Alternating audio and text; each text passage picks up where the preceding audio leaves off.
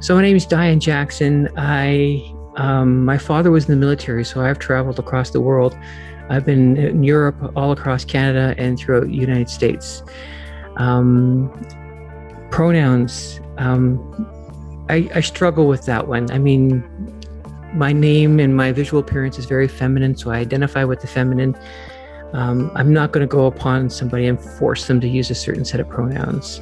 I want them to be comfortable to work with me and be happy with working with me.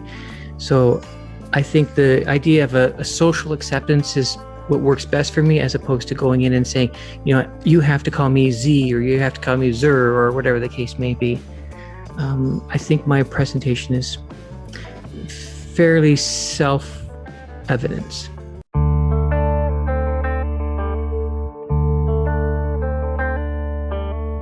So I would say that prior to coming out, when I was in school, because I'm on a military base, because the military is so conservative and so I was petrified to come out. I was worried about being ostracized from my family, my community, the people around me. And a lot of the Canadian military bases are they're not in the middle of a big city like Toronto. They're not in a big city, not even a Hamilton-sized city. CFB Winnipeg was a fairly large city, but I was very young at that time. When I truly came to the point of recognizing who I am, I was in a very small town in New Brunswick. The base was CFB Chatham. The town is now known as Miramichi.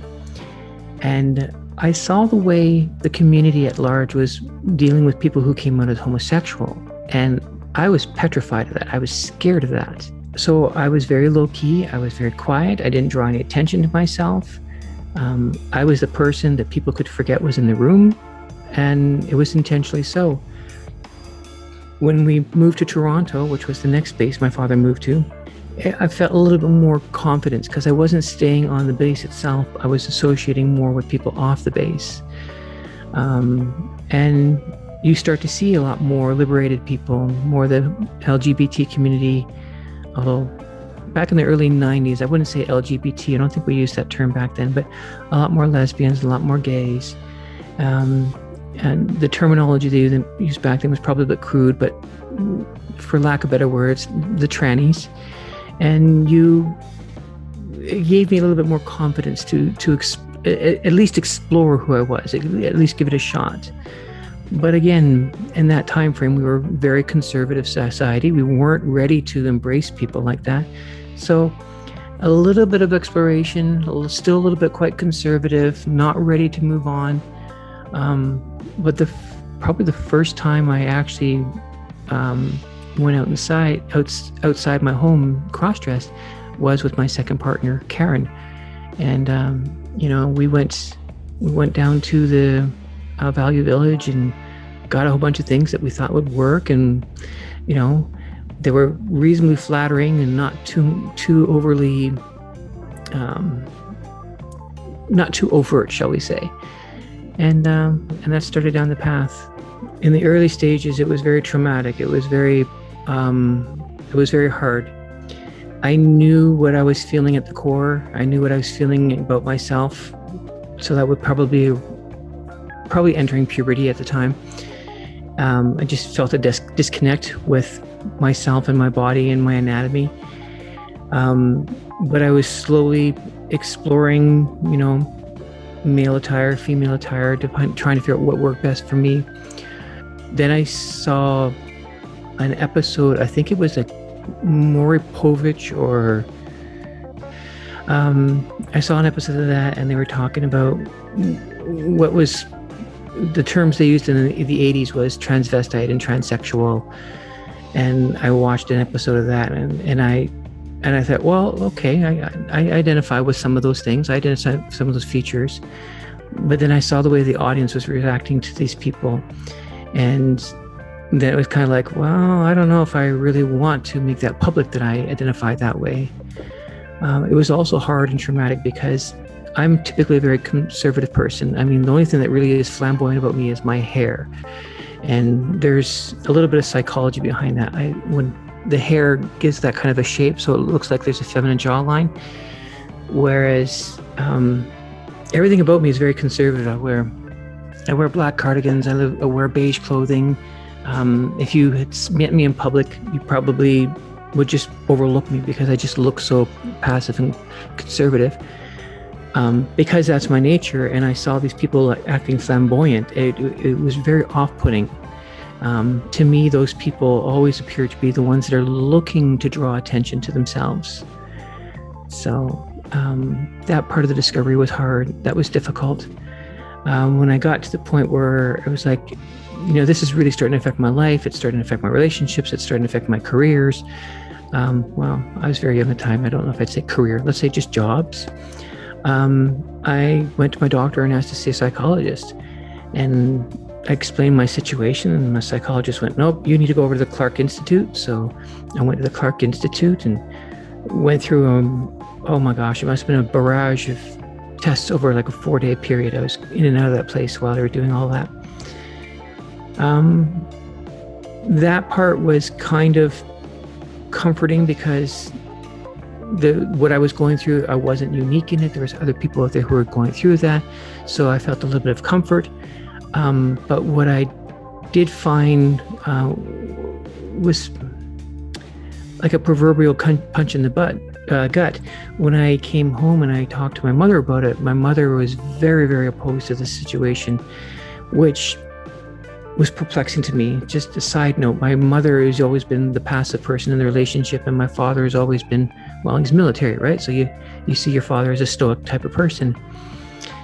And my mother looked me in the eye and said, I don't want any fucking part of this. I don't want to do any of this. I don't want to. And that kind of ended the relationship for about 10 years. I just stopped talking to my parents. That was devastating. That was heartbreaking. And I could see people who didn't have as much strength as me being very traumatized, if not suicidal, by such a comment. To me, it was just a comment of, okay, let's double down. I'm going to move forward with my life, whether you like it or not. My second partner, when I first met her, I was head over heels for her when I first met. And I told her openly, this is who I am. This is what I want to do. This is what I want to go, the path I want to pursue. And she was like, okay, I can handle that. We can move forward. And ironically, she found out about the surgeries being relisted in Ontario before I did. And she's like, did you hear about this? And I was like, no, I didn't. Are you serious? Like the government's really paying for the surgery again? So did the process all over again, went back to my family physician who sent me to the psychologist. They already had a file on me, so they sent me to what was now known as CAMH. And CAMH pulled out all the files and dusted off all of the cobwebs on them. And they're like, okay, well, you've already gone through all this part of it. We already said that you were a candidate for this. So we want you to do 2 years of lived experience, and we want you to make sure you're on hormones for that period of time as well. And I was blessed because I was able to, go underneath her wing. So when we were going out, I was by her side, and she helped me build up my confidence to be more public. And that was, to me, that was important because before I met Karen, I was a bus driver, so I'm in the public eye all the time. And then I was scared to be in the public eye as a woman. And then when I met Karen was kind of like, no, let's build up your confidence. Let's do this. Everything works out fine. And I went back into being a bus driver. And then as a driver, I've been all the way up to Winnipeg, all the way down to Florida. I've been to Quebec more times than I can count. And, New Brunswick, PEI, Nova Scotia.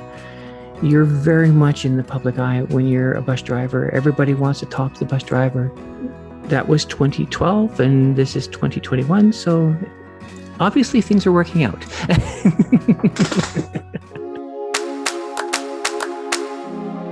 I definitely would say that in the very beginning, definitely family was a little bit of a challenge.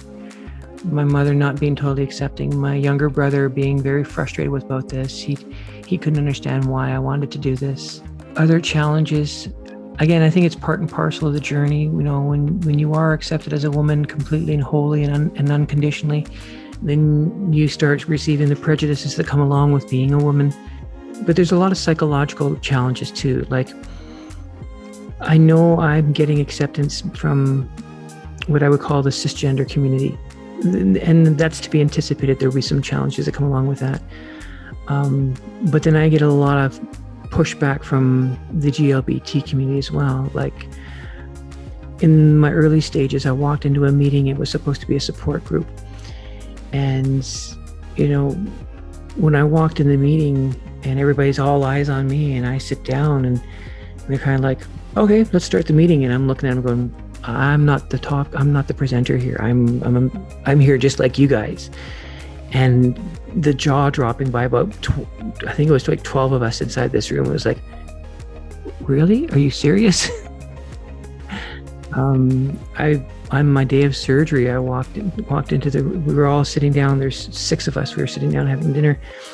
And this one over here, yeah, I'm here for my gender reassignment surgery. I'm da-da-da-da. And then another lady over here, oh, I'm here for this too. And they went around the table and then it came back to me. And they're like, so what are you doing? Are you getting your breast done or something like that? And I said, no, I'm here for gender reassignment surgery as well. And again, everybody just jaw dropped. So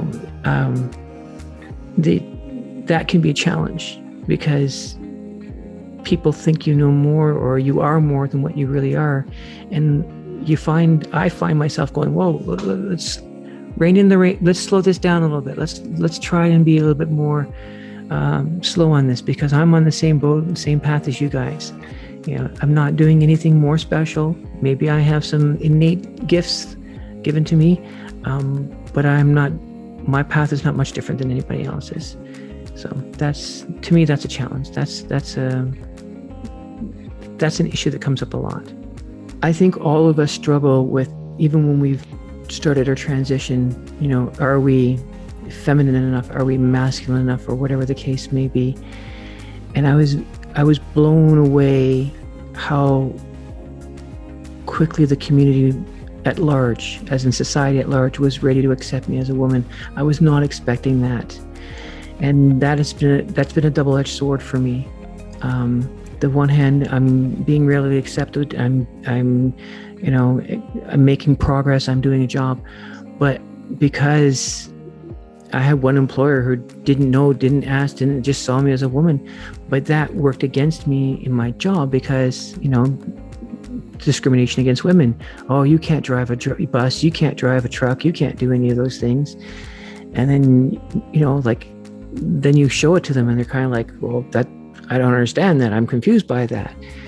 And so little things like that. And to me, so you have the double-edged sword on that perspective of things. And then you have the double-edged sword on the other perspectives. Like, oh my God, I passed so well that you can't think, you don't think it's possible, or it's not even in your mindset that this person was a male. But then you get all the other stuff that comes along with that, the women can't do this and women can't do that. And, it's hard to say. Some things are better and some things are worse. But it's part and parcel of the journey, right?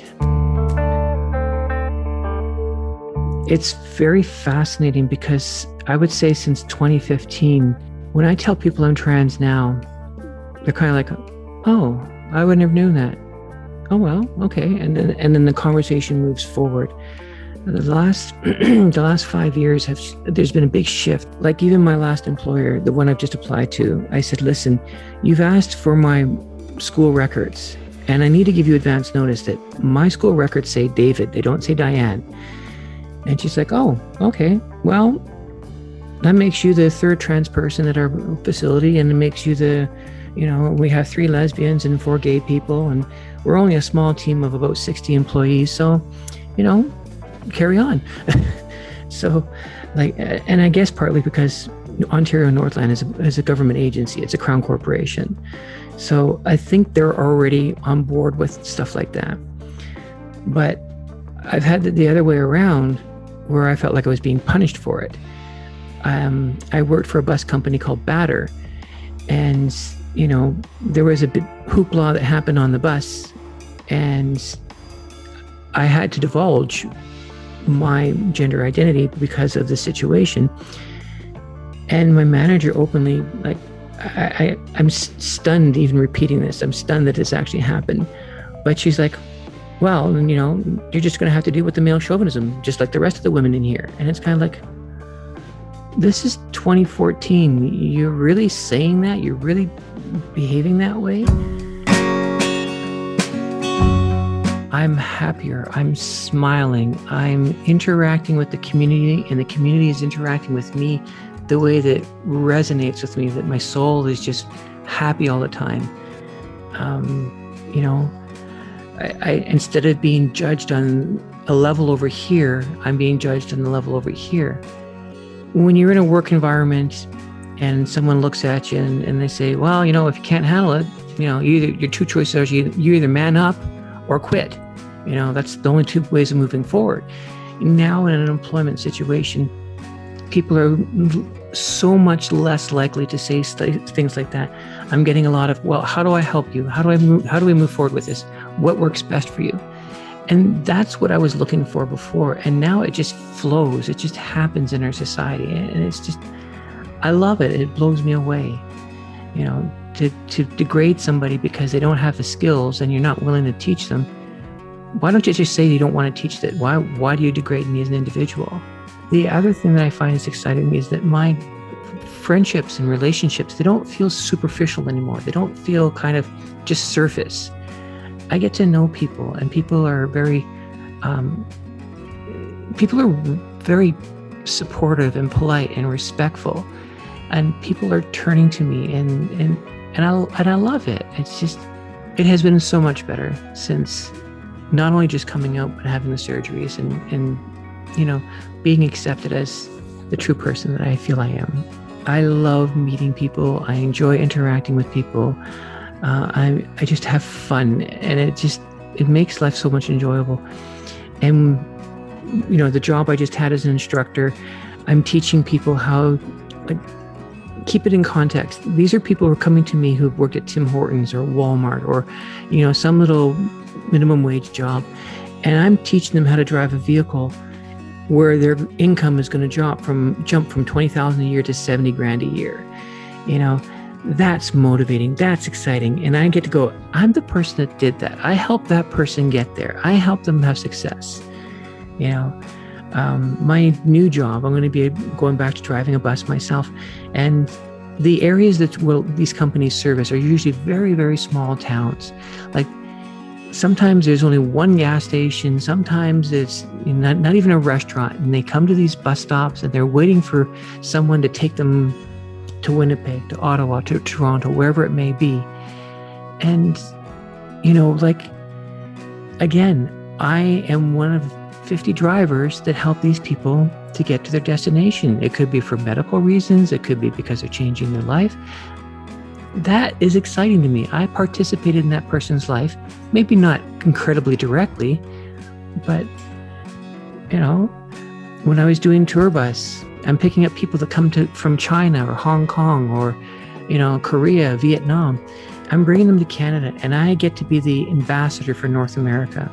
When they come in the wintertime, I get to bring them up to Algonquin Park, and you should see their eyes pop out of their head because, the red and gold and yellow leaves. And, as we're coming into Algonquin Park, you hear the cameras going tick, tick.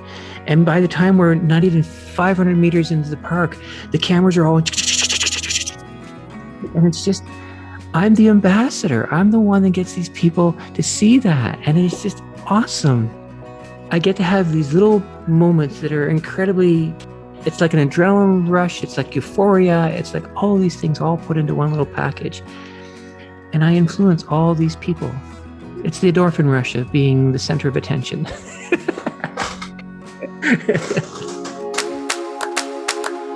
What I'd like to see happen in the future is more about what society can do as a whole, as opposed to me as an individual. I see that we're polluting this environment. I see that we have these huge plastic garbage patches in the ocean.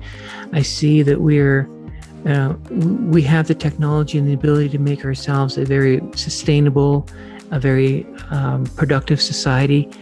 And I really want our society to reflect on those things and try to act on those things so that we can make our lives, our society, our people live a lot longer. But there's also got to be a balance. And I worry that there is this extreme rhetoric right now. It's a balance act. We got to find the act. Yes, we need to do better with our environment, but not go to extremes. And I think that's typical of our human nature. We see something, we jump on it, and we want to go to an extreme. I want our society to live in a healthier, balanced environment. I'm going up north to North Bay, and I've never lived there. I've visited a couple of times, but this is my first move, major move, as in, more than 5 hours away from Toronto. I'm doing it on my own. I don't have any supports around me. I don't have any friends up there. This is purely about getting the job up there.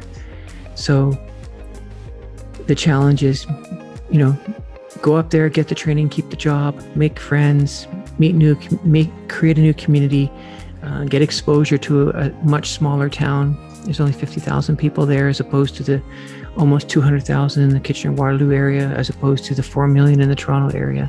Challenges are probably going to be very much like most people. I feel like life has kind of reached a level of normalcy, and now I'm going to be dealing with what everybody else deals with. Bills, car payments, insurance, the things that everybody else complains about. Guess what? I got that too. I don't meet a lot of people who have successfully transitioned, and they get frustrated and they get upset and they get angry. And I would love to pull them into my wing and help them, show them what I've done and how to move forward, but a lot of them are not ready for that. And there are people who are so stuck in certain parts of their life, and they're stuck on the government support systems, that they'll never appreciate or see the benefits of having such an income. Being able to travel to Mexico or being able to travel to the Dominican, those people will never ever see that. And I'm excited about that. I've fallen back on skills that I have, which is I know how to drive a vehicle, and I do it very well. I don't know anybody in my field that can say that they've driven 22 years without an accident.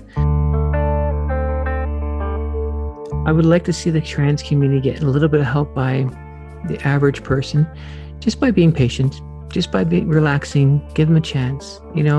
We all have our, some of us wear glasses, some of us have hearing aids, some of us have other issues, and someone who's trying to find out what their gender identity is, it's not much different, really. Like, we're all trying to do a self-discovery of some sort.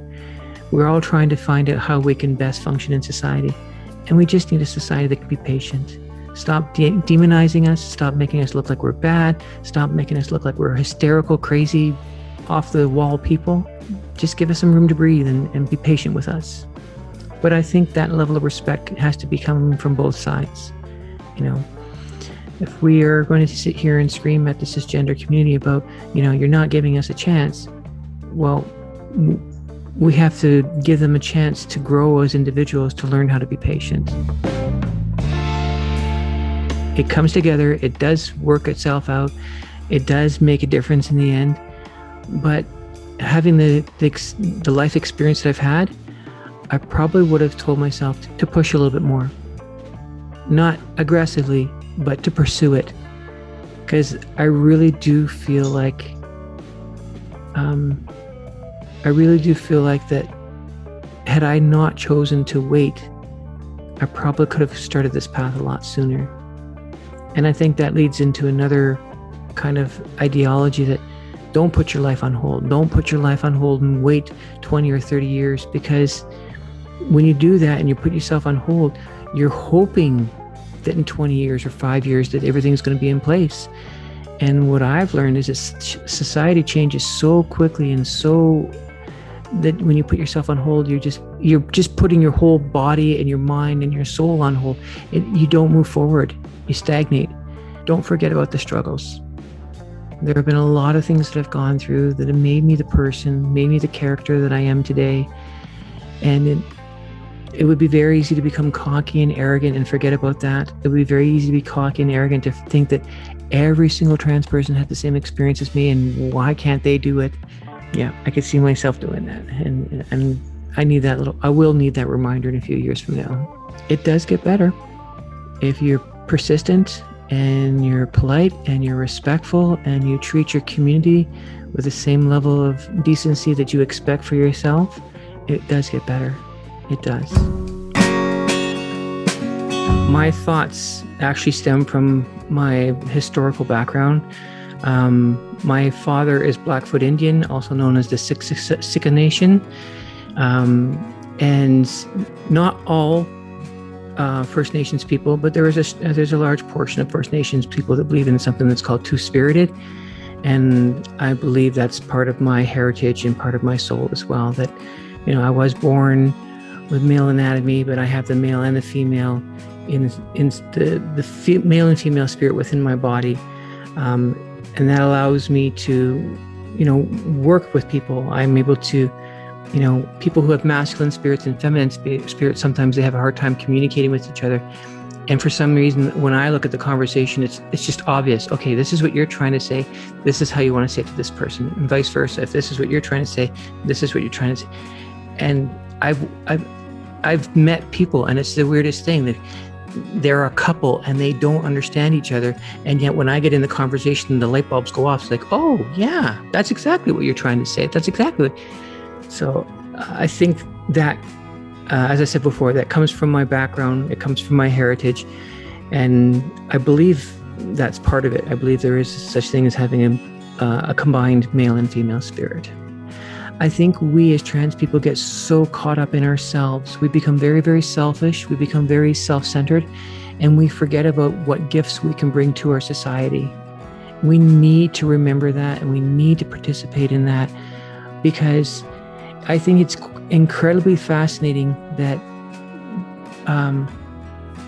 from a spiritual level, I think it's fascinating that at a time that we are seeing the male-female at its most divergent, even though society wants it to be at its most closest. So women's liberation, the feminist movement and stuff like that.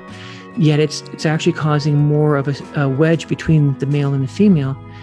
It's funny that at the same time that that's happening, we are seeing a greater amount of trans people come out in the community. From a spiritual perspective, from a holistic perspective, I think it's not a coincidence. I think it's a necessity. I think it's time for us to actually get out there and speak and bring bridge the two sides together. Otherwise, we're going to watch our society fall apart.